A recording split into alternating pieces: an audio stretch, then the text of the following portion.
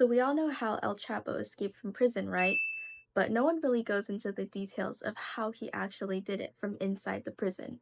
Well, I did some digging and it turns out the details of his escape is even crazier than I thought. So here's how it all started. El Chapo was locked up in Altiplano, one of Mexico's most secure prisons, and he knew that without a way out, he'd be stuck there for life. So, within the prison walls, he started constructing a plan.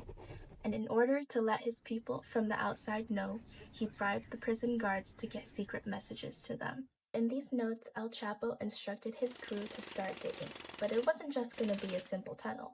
It was going to be something big that would go down in history as one of the greatest prison escapes of all time.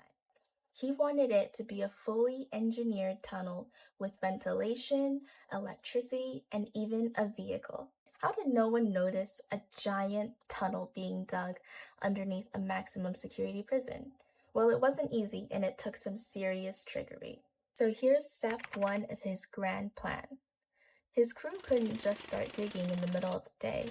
They needed to start a fake construction company to cover their tracks. Now, this wasn't just a front.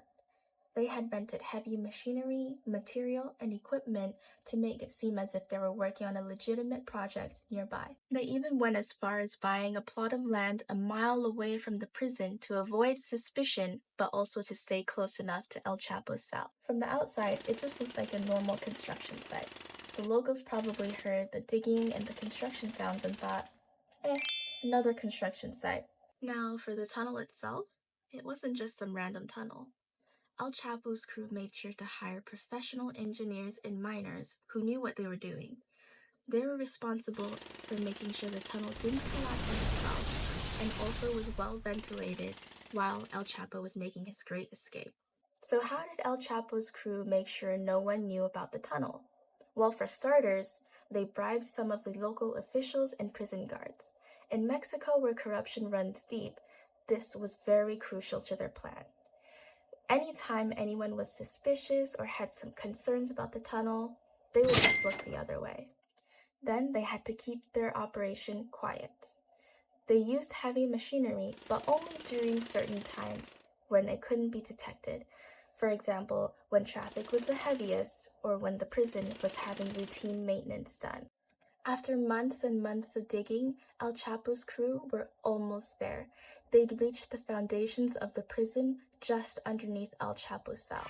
Now, all they needed to do was break through the shower area of his cell, the one place the security cameras couldn't see. And what about El Chapo?